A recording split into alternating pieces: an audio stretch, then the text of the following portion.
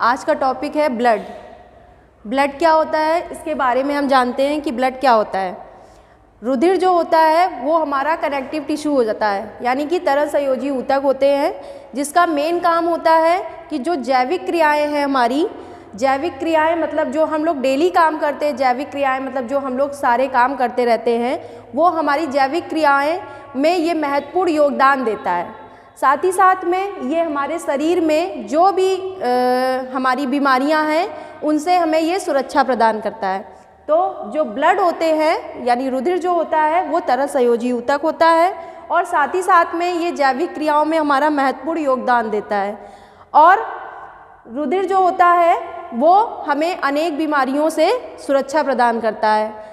साथ ही साथ में ब्लड का कंपोजिशन अगर देखें कि ब्लड किस तरीके से कंपोजिशन होता है, उसका मतलब ब्लड में जो कंपोजिशंस हैं वो किस तरीके से काम करता है, मतलब उनके जो कार्य होते हैं वो किस तरीके से होते हैं। तो पहली बात तो ब्लड जो रुधिर है वो दो तरीके में है। एक तो हमारा फॉर्म्ड एलिमेंट होते हैं और दूसरा होता है हमारा प्लाज्मा।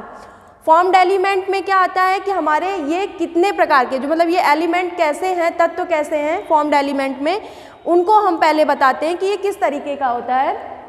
फॉर्म्ड एलिमेंट में हमारे 3 प्रकार के आते हैं। ये 3 प्रकार के तत्वों से मिलकर बना हुआ है फॉर्म्ड एलिमेंट में। RBC, WBC, platelets. आरबीसी क्या होता है हमारा रेड ब्लड सेल्स होता है और डब्ल्यूबीसी क्या होता है हमारा वाइट ब्लड सेल्स होता है। प्लेटलेट्स हमारी यानी कि जो हमारी प्लेटलेट्स होती है ये हमारी ये भी हमारे जो बॉडी में जो ब्लड है उसमें ये महत्वपूर्ण योगदान ये भी देता है। तो आरबीसी को भी कई चीज़ों में डिवाइड किया गया, इसको हम बाद में समझाते हैं। पहले तो हम लोग अब आते हैं प्लाज्मा के बारे में जानते हैं। प्लाज्मा क्या है, प्लाज्मा के बारे में जानना चाहेंगे। तो ब्लड प्लाज्मा क्या होता है, इसमें हमारे प्रोटीन्स बनते हैं प्लाज्मा प्रोटीन में, जिसमें हमारा प्लाज्मा जो होता है वो 2 चीज़ों में डिवाइड किया गया। अगर ब्लड प्लाज्मा प्रोटीन को 2 चीज़ों में डिवाइड किया गया, जिसमें हमारे सॉलिड्स भी आते हैं, वाटर भी आता है। सॉलिड्स जो है वो 9% रहता है, उसमें जो भी हमारे उसमें सॉलिड्स रहते हैं वो हमारे 9% रहते हैं और जो इसमें हमारा जो वाटर होता है वो 91% होता है। यानी जो प्लाज्मा का ब्लड प्रोटीन है उसके अंदर हमारे 2 चीज़ों से मिलकर उसमें बनता है। तो जिसमें हमारे सॉलिड्स जो होते हैं जिसमें हमारे 9% आते हैं और हमारा वाटर जो होता है, जो पानी होता है, वो हमारा 91% होता है। साथ ही साथ में सॉलिड्स को भी 2 चीज़ों में डिवाइड किया गया है, इनऑर्गेनिक कंपाउंड और ऑर्गेनिक कंपाउंड। ऑर्गेनिक कंपाउंड्स क्या होते हैं, ऑर्गेनिक कंपाउंड्स के अंदर जो भी सॉलिड्स के बेसेस आते हैं वो हमारे क्या होते हैं 8%, यानी 8% हमारा जो है ऑर्गेनिक कंपाउंड में प्लाज्मा ब्लड प्रोटीन में आता है और साथ ही साथ में इनऑर्गेनिक हमारा 1% में आता है। इसमें क्या होता है कि ऑर्गेनिक कंपाउंड्स के अंदर हमारा जो है प्लाज्मा प्रोटीन वो 7% बनता है और साथ ही साथ में जो यूरिया या ग्लूकोज इट एक्स्ट्रा कुछ भी जो उसमें बचा हुआ पार्ट है वो हमारा 1% ही रह जाता है। प्लाज्मा प्रोटीन्स साथ ही साथ में आते हैं जो हमारे इनऑर्गेनिक कंपाउंड में, जिसमें हमारे कटायन अनायन आते हैं। कटायन में हमारे क्या क्या आते हैं, कटायंस में हमारे सोडियम, कैल्शियम, मैग्नीशियम और उसमें आते हैं, वो सब हमारे किस में आते हैं, हमारे कैटायंस में आते हैं। और अनायंस क्या होते हैं, अनायंस में हमारे क्लोरीन और हाइड्रोकार्बोनेट ये हमारे अनायंस में आते हैं। अब हम जानते हैं कि आरबीसी, अब इसमें क्या है कि हमारा जो पहली बात तो हम ये जानते हैं कि प्लाज्मा प्रोटीन में क्या होता है कि हमारा प्लाज्मा प्रोटीन के बारे में जानते हैं। प्लाज्मा प्रोटीन भी हमारे 3 चीज़ों से मिलकर बना हुआ है। इसमें ये 7% भाग हमारा जरूर ब्लड प्लाज्मा प्रोटीन होता है, बट उसको भी 3 चीज़ों में डिवाइड किया गया है, जिसमें जैसे कि हमारा ग्लोबुलिन और हमारा साथ ही साथ में एल्बुलिन और हमारा साथ ही साथ में उसमें फाइब्रिनोजन, यानी ये 3 चीज़ों से मिलकर इसमें क्या है हमारी सारी चीज़ें बनी हुई हैं। तो ये प्लाज्मा प्रोटीन में क्या होता है कि जो हमारे ग्लोबुलिन होते हैं, ग्लोबुलिन या हमारा फाइब्रिनोजन या एल्बुमिन, इनमें क्या होता है कि जो हमारे एल्बुमिन है ये एक तरह का फॉर्म्ड फंक्शंस होता है, जिसमें एल्बुमिन में क्या होता है कि जो हमारे लीवर होता है इसका ये निर्माण करता है, मतलब जो निर्माण करता है जो हमारे प्लाज्मा प्रोटीन के अंदर, ये लीवर के अंदर अपना यकृत का निर्माण करता है। साथ ही साथ में ये प्लाज्मा प्रोटीन होता है और इसमें मेंटेन करते हैं जो भी हमारे बचे हुए जो फ्लूइड हैं, या उनको किस तरीके से उनका वस्कुलर कंपार्टमेंट्स में इसको कैसे मेंटेन करना है, उसको कैसे उसको सुरक्षा करना है, वो सब हमारा ग्लोबुलिन में आता है। और एल्बुमिन में आता है। और जो हमारा ग्लोबुलिन पार्ट है, ग्लोबुलिन में क्या होता है कि जो हमारे गामा और जो हमारे अल्फ़ा और बीटा, ये तीनों चीज़ें हमारे इसमें क्या होते हैं कि ये प्राइमरी हीमोलॉजिकल फंक्शंस पे अपना एक्शन प्रोड्यूस करते हैं, जिसमें हमारा जो ग्लोबुलिन होता है वो ज़्यादातर जो उसका भाग होता है इम्यूनोग्लोबुलिन पे, इसमें ये गाबा ग्लोबुलिन को क्या करता है, इम्यूनोग्लोबुलिन के साथ में अपना फंक्शन स्टार्ट करता है। तो वो हमारा किस में आता है, ये मेंटेन करता है जो हमारी ब्लड वेसल्स होती हैं उनको ये मेंटेन करता है, किस तरीके से उसकी वस्कुलर के साथ में कैसे इसको सुरक्षा करता है, मतलब उसके साथ में कैसे अपना बैलेंस बनाता है। साथ ही साथ में फाइब्रिनोजन का काम क्या होता है, फाइब्रिनोजन क्या होता है, फाइब्रिनोजन यानी कि ब्लड क्लॉटिंग फैक्टर, यानी कि जो हमारा रुधिर जो होता है जो क्लॉट हो जाता है यानी थक्का जम जाता है वो हमारा क्या है, फाइब्रिनोजन फैक्टर में आता है। फाइब्रिनोजन में क्या आता है कि फाइब्रिनोजन में ये हमको किस तरीके से, जैसे अगर मान लो कोई भी ब्लड फ्लूइड हुआ, मतलब जो ब्लड है वो हमारा कहीं पे भी कोई एक कट लग जाता है, उसके बाद में जो ब्लड का फ्लो होता है उसके साथ ही साथ में थोड़ी देर बाद में ब्लड का फ्लोराइजेशन रुक जाता है, वहाँ पर अगर वो क्लॉट हो जाता है तो वो उस फैक्टर पे जाकर क्लॉट, मतलब उस जगह पर क्लॉट होता है, यानी उस फैक्टर को हम लोग बोलते हैं फाइब्रिनोजन। यानी फाइब्रिनोजन क्या है कि ब्लड का क्लॉट हो जाना, यानी कि क्लॉट हो जाना। क्लॉट कैसे होता है ये भी हम आपको बताएंगे। तो उसमें इस फाइब्रिनोजन का क्या होता है कि जो मेन वाइटल रोल है इसका, ये क्या होते हैं, इनमें फाइब्रिनोजन की एक सॉलिड बेस फाइबर्स होते हैं जिनके कंपार्टमेंट्स जो होते हैं वो ब्लड को कंट्रोल करने का काम करते हैं, यानी जो भी ब्लीडिंग हो रही है उसको कंट्रोल करने का ये काम करते हैं। अब आते हैं इसके साथ ही साथ में हमारा ये क्या था, प्लाज्मा प्रोटीन्स, इसके बारे में जाने। उसके साथ में अब आते हैं हम आरबीसी के बारे में जानते हैं। What is RBC? आरबीसी क्या होता है, रेड ब्लड सेल्स होता है। रेड ब्लड सेल्स के बारे में अगर हम बात करें तो रेड ब्लड सेल्स को हम एक फ्लो चार्ट के द्वारा समझाना चाहेंगे आपको। तो इसका फ्लो चार्ट मैं आपको बना के बताती हूँ कि ये रेड ब्लड सेल्स होता क्या है।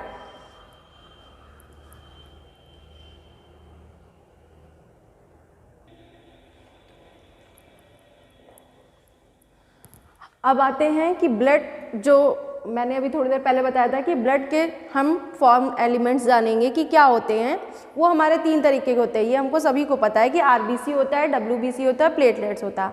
आरबीसी को हम लोग रेड ब्लड सेल्स बोलते हैं, डब्ल्यूबीसी को वाइट ब्लड सेल्स बोलते हैं, या हम आल्सो नोन एज लिकोसाइट्स भी बोल सकते हैं, और इसको हम लोग प्लेटलेट्स बोलते हैं। ठीक है, तो आरबीसी क्या है हमारा, ये जानते हैं कि आरबीसी होता क्या है। आरबीसी हमारा इरिथ्रोसाइट्स, यानी कि इरिथ्रोसाइट्स हम लोग आरबीसी को, यानी कि red blood cells is also known as erythrocytes. Erythrocytes क्यों बोलते हैं, क्योंकि इरिथ्रोसाइट्स हम लोग इसलिए बोलते हैं क्योंकि ये हमारे जो हीमोग्लोबिन्स होते हैं उसमें इरिथ्रोसाइट्स की, आरबीसी हमारा कलरलेस होता है। ये हमको पता है कि हमारे रेड ब्लड सेल्स हमारी कलरलेस होती है, बट जहाँ पर हमारा इरिथ्रोसाइट्स होता है, यानी कि इरिथ्रोसाइट्स में हमारे हीमोग्लोबिन्स यानी हीमो एंड ग्लोबिन्स जो मिले होते हैं वो लाल रंग के होते हैं, जो हमारे इस फॉर्मेशंस में रेड ब्लड सेल्स में लाल रुधिर जो कणिकाएँ हैं उनमें ये हमारे आरबीसी के साथ में फॉर्म एलिमेंट्स करते हैं। वो किस तरीके के होते हैं, इसमें इरिथ्रोसाइट्स कितने प्रकार के होते हैं। इरिथ्रोसाइट्स यानी कि जो इरिथ्रोसाइट्स है वो आरबीसी का एक डाइक्सोटिक हमारा जो शेप्ड सेल्स होती हैं, यानी कि चक्रीय जिसको बोलते हैं, चक्रीय भाग आकृति के हमारे इरिथ्रोसाइट्स होते हैं, जिनमें ये हमारी जो कंटेनिंग होती है, यानी इरिथ्रोसाइट्स कितने उसके बने होते हैं। इरिथ्रोसाइट्स में हमारा 99% जो भाग होता है उसमें हमारे 99% जो इरिथ्रोसाइट्स बने होते हैं रेड ब्लड सेल्स के अंदर, वो हमारे 3 भागों में डिवाइड किया गया है। एक तो हमारा water and protein and solids, जिसमें हमारा वाटर जो है वो 65% यानी 65% भाग होता है, और जो हमारा सॉलिड होता है वो हमारा 35% भाग होता है, 35%, और प्रोटीन्स हमारे यानी 33%, जिसमें हमारे लाइके प्रोटीन्स या हमारे जो भी उसमें फंक्शंस आते हैं, यानी कि फास्फोलिपिड्स, कोलेस्ट्रॉल, फैट, ये सब हमारा किसमें, प्रोटीन्स के अंदर आता। तो ये तीनों मिलकर हमारा क्या बनाते हैं, इरिथ्रोसाइट। इरिथ्रोसाइट्स का जो परसेंटेज है वो 99% कंसिस्ट करता है हमारे रेड ब्लड सेल्स में बनता है, ठीक है। अब आते हैं WBC के बारे में और हाँ, इसका इरिथ्रोसाइट्स का फंक्शंस क्या होता है कि ये किस चीज़ में लाल रुधिर कणिकाएं काम आती है। फंक्शन ऑफ RBCs अगर हम जानना चाहें तो फंक्शन ऑफ RBCs यानी कि ये क्या करते हैं, हमारे ऑक्सीजन का ट्रांसपोर्ट करते हैं, जो भी हम ऑक्सीजन लेते हैं उनका ट्रांसपोर्ट में हेल्प मतलब कार्य करने में ये उनको हेल्प करते हैं। साथ ही साथ में हमारे जो ATP हैं उनको रिलीज़ करते हैं और वेसल डायलेशंस करते हैं, ठीक है। अब आते हैं जो इसमें इरिथ्रोसाइट्स का जो तीसरा फंक्शंस है वो हमारा इम्यूनिटी, यानी जो भी हमारी इम्यूनिटी है उसमें ये कार्य करने में हेल्प करते हैं उसको। साथ ही साथ में हमारा जो एस नाइट्रोफिल्स है उनको ये रिलीज़ करते हैं। ये सब हमारा क्या है, RBCs का फंक्शन है। मेनली फंक्शंस यानी कि ऑक्सीजन ट्रांसपोर्ट करना, ATP को रिलीज़ करना, वेसल डायलेशंस करना और साथ ही साथ में हमारे इम्यूनिटी और लास्ट है हमारा उसका रिलीज ऑफ एस नाइट्रोफिल्स। ये हमारे 4 फंक्शंस आप बता सकते हैं कि इसमें ये कार्य करते हैं, मतलब RBC में इनका काम होता है, ठीक है, कार्य होता है। WBC यानी कि वाइट ब्लड सेल्स, ये 2 तरीके से हैं जिनको WBC को हम लोग क्या बोलते हैं, WBC को हम लोग ल्यूकोसाइट्स भी बोल सकते हैं, is also known as leukocytes. और WBC क्या होता है कि WBC हमारे जो होते हैं वाइट ब्लड श्वेत रुधिर कणिकाएं होती हैं जो हमारे एक्सटर्नल ऑर्गेनिज्म के साथ में फाइट करते हैं, उनके अगेंस्ट में काम करते हैं, यानी जो भी बाहरी हमारे जो सूक्ष्म जीव होते हैं उनसे लड़ने में ये हमारी क्या करते हैं, जो फंक्शन है यानी कि जो हमारे उनके सूक्ष्म जीव होते हैं उनके विरुद्ध में ये लड़ती हैं। WBC यानी श्वेत रुधिर कणिकाएं जो जिनकी अगर वर्णन किया जाए, मतलब श्वेत रुधिर कणिकाओं की कैरेक्टरिस्टिक यानी कि उसकी विशेषता बताएं तो ये इसमें विशेषता इनकी मॉर्फोलॉजी जानना है, इनकी मॉर्फोलॉजी क्या है, साथ ही साथ में इसकी स्टैनिंग प्रॉपर्टी जानते हैं।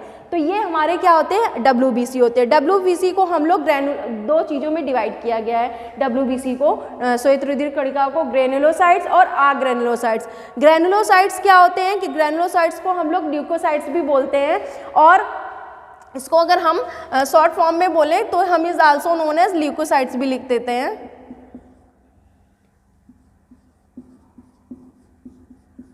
Leukocytes, okay. तो ये क्या है हमारा ग्रेनुलोसाइट्स और अग्रेनुलोसाइट्स। ग्रेनुलोसाइट्स में हमारे क्या हैं, ग्रेनुलोसाइट्स क्या होते हैं, ग्रेनुलोसाइट्स वो होते हैं, ग्रेनुलोसाइट्स में क्या होता है, ये 3 टाइप्स के WBCs के साथ में मिलकर अपनी कंस्टिट्यूशंस बनाते हैं, कंपोनेंट्स के साथ में, ठीक है। जैसे कि उसमें हमारे क्या क्या आते हैं, न्यूट्रोफिल्स आते हैं, इसिनोफिल्स आते हैं और हमारा क्या कहते हैं, बेसोफिल्स आता है। इसिनोफिल्स का जो भाग होता है, इसिनोफिल्स हमारे WBC के अंदर यानी कि ग्रेनुलोसाइट्स के अंदर 1 से लेके 5% तक का ही भाग बनाती है, जिसमें इसिनोफिल्स का क्या काम होता है, इसिनोफिल्स के जो लोब्ड होती हैं वो 2 से लेके 3 भागों यानी 3 पिंडों में ही ये डिवाइड होता है, इनका डिवाइडेशन होता है, भाग में बटे हुए होते हैं, जिसका काम होता है WBC के जो भी उसमें काम करते हैं आपके इसिनोफिल्स, वो क्या करते हैं कि उनके साथ में टोटल ऑफ WBC के साथ में अपनी कॉन्स्टिट्यूशंस बनाते हैं, ठीक है।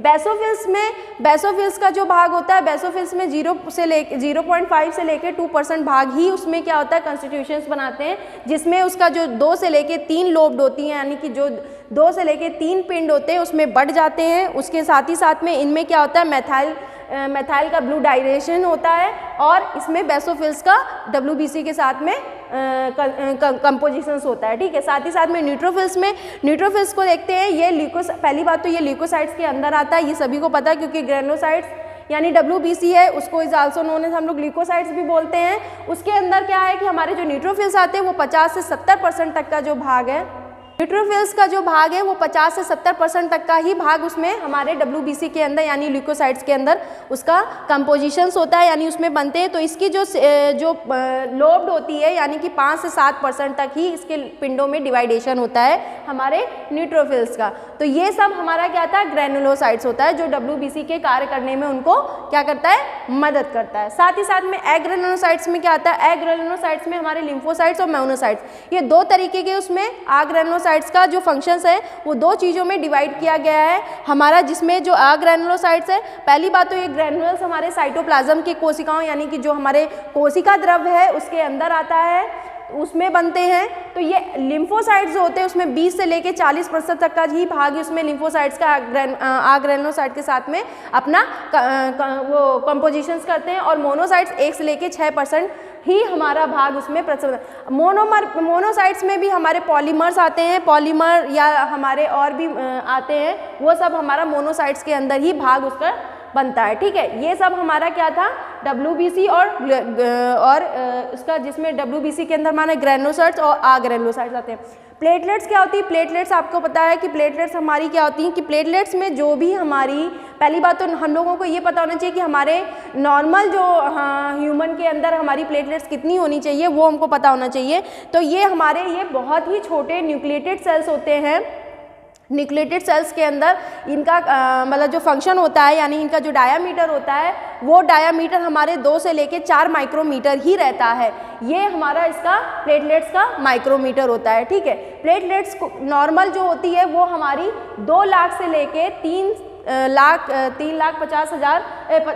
लाख से जो भी है वो 2 लाख से 3 लाख तक हमारी क्या होती है, प्लेटलेट्स नॉर्मल रहती है। ये हमारी प्लेटलेट्स की क्या होती हैं कि प्लेटलेट्स का काम क्या होता है कि जो भी ब्लड में, यानी कि ये हमारा इसका फंक्शन जो होता है इसमें साइटोप्लाज्म में, यानी कि कोशिका द्रव के अंदर इनका काम क्या होता है प्लेटलेट्स का, ये रेड बोन मैरो, यानी कि जो रेड बोन मैरो है उनके साथ में ये अपना अस्थि मज्जा, यानी जो लाल रुधिर अस्थि मज्जा होता है उनके साथ में ये अपना फंक्शंस करती है, कोशिका द्रव से प्राप्त होती हैं।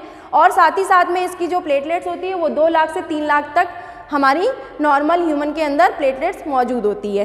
अब आते हैं प्लेटलेट्स के फंक्शंस को जानते हैं। प्लेटलेट्स का काम क्या होता है कि प्लेटलेट्स का काम होता है वैसोकॉन्स्ट्रिक्शंस करना, यानी वैसोकॉन्स्ट्रिक्शंस का मतलब जो भी वाहिनी है उनका संकुचन करना, वैसोकॉन्स्ट्रिक्शंस करना। साथ ही साथ में हमारा इसका प्लेटलेट प्लग फॉर्मेशन होता है। प्लेटलेट का प्लग फॉर्मेशन में क्या होता है कि हम लोग प्लेटलेट की प्लग फॉर्मेशन में ये देखते हैं कि जो उनके अवरोधक का निर्माण करती है प्लेटलेट्स का, उसको हम लोग प्लेटलेट्स प्लग फॉर्मेशंस कहते हैं। साथ ही साथ में हमारा उसमें कोगुलेशन, यानी कोगुलेशंस का, यानी कि ब्लड क्लॉटिंग का भी फैक्टर का काम ये हमारा प्लेटलेट्स में ही आता है, यानी कि जो भी रुधिर है उसका कोगुलेट हो जाना, या कि फाइब्रिनोजेंस के साथ में अपना जो भी कॉन्स्टिट्यूशंस करना, तो वो हमारा प्लेटलेट्स के अंदर कार्य करने में इनको हेल्प करती है। अगर सपोजली एग्जाम्पल फॉर, अगर जैसे अगर रुधिर का थक्का जम जाता है, यानी कि अगर एक्सटर्नली आपके जैसे अगर एक्सटर्नली होता है तो हम उसको ब्लड को क्लॉट कर देते हैं, यानी कि उसको क्लॉट करने के लिए आप कहीं पर भी उसको बांध देंगे या थोड़ा सा उसको दबा देंगे तो ब्लड क्लॉट हो जाता है उस जगह पे। बट अगर इंटरनली में अगर आपके सपोजली अगर हेड में इंजरी होती है, कुछ भी होती है, तो उस टाइम पे ब्लड का क्लॉट हो जाना, यानी कि उस समय पर जो भी आपका रुधिर का थक्का आपके CNS पे यानी किसी पे भी आपके फ्लूइड पे जाके अगर जम जाता है तो उससे आपको क्या होता है कि कई सारी आपको जो कार्य कर रहा है हमारा CNS सेंट्रल नर्वस सिस्टम जो भी काम करता है उस जगह पे उसका कार्य करने की जो कैपेसिटी है वो रुक जाती है या कम कर देती है। उसकी वजह से क्या होता है, बहुत से लोगों को ब्रेन जो बोलते हैं ब्रेन काम नहीं करता है, यानी कि वो एक तरह से बोलते हैं ना कि उनके अंदर जो भी एक्टिविटीज़ हैं वो सारी आप नहीं कर पाते, क्योंकि जब हमारा ब्रेन ही काम नहीं करेगा तो फिर हम लोग कोई भी एक्टिविटीज़ भी नहीं कर सकते हैं। तो ब्लड का फ्लोराइजेशन यानी कि फ्लो होना बहुत ज़रूरी है, और फ्लो के साथ ही साथ में अगर ब्लड का फ्लोराइजेशन बहुत तेज़ी से गतिविधि से होता है तो उस समय पे फ्लोराइजेशंस करना, यानी कि आपके उस समय के फंक्शंस यानी जो भी ब्लड का फंक्शंस हो रहा है यानी कार्य हो रहा है वो सर्कुलेशंस हमारा ब्लड हार्ट के साथ में करता है, यानी कि हमारे हृदय के गति के साथ में करता है। जो भी हम एनवायरनमेंट से या एक्सटर्नल एनवायरनमेंट से जो भी लेते हैं सारी चीज़ें वो हम उसमें अपना फंक्शंस करते हैं। और साथ ही साथ में ब्लड को अब अगर हम जानना चाहेंगे कि RBC के साथ ही साथ में फंक्शन ऑफ ब्लड यानी ब्लड का रुधिर का फंक्शन क्या होता है, तो रुधिर के फंक्शन में कहा जाए तो ये ट्रांसपोर्टेशंस का काम होता है कि ब्लड को कैसे ट्रांसपोर्टेशंस करते हैं। ट्रांसपोर्टेशंस के साथ साथ में इसमें हीमोग्लोबिन का जो भी कार्य है वो बताया जाएगा, और साथ ही साथ में हमारे यानी कि मेंटेनेंस ऑफ जो भी हमारे आयोनिक कंपोजिशंस हैं आयंस हैं उनका भी मेंटेन कैसे किया जाता है। साथ ही साथ में हमारे रुधिर की जो प्लेटलेट्स यानी जो भी आपके हाइड्रोलिक फंक्शंस हैं उनके साथ में ये कार्य करता है। ये सारे हमारे फंक्शंस इसमें क्या है कि ब्लड के फंक्शंस हैं, कार्य हैं। तो अब आते हैं उसके बाद में सीधा ब्लड के, पहली बात तो अब हम जानना चाहेंगे कि ब्लड कितने तरीके का होता है। ब्लड हमारे कितने, इसको भी हम फ्लो डायग्राम के द्वारा ही आपको बताना चाहेंगे। तो उसके लिए हम चार्ट प्रिपेयर कर लेते हैं, फिर उसको बाद में हम आपको समझाते हैं।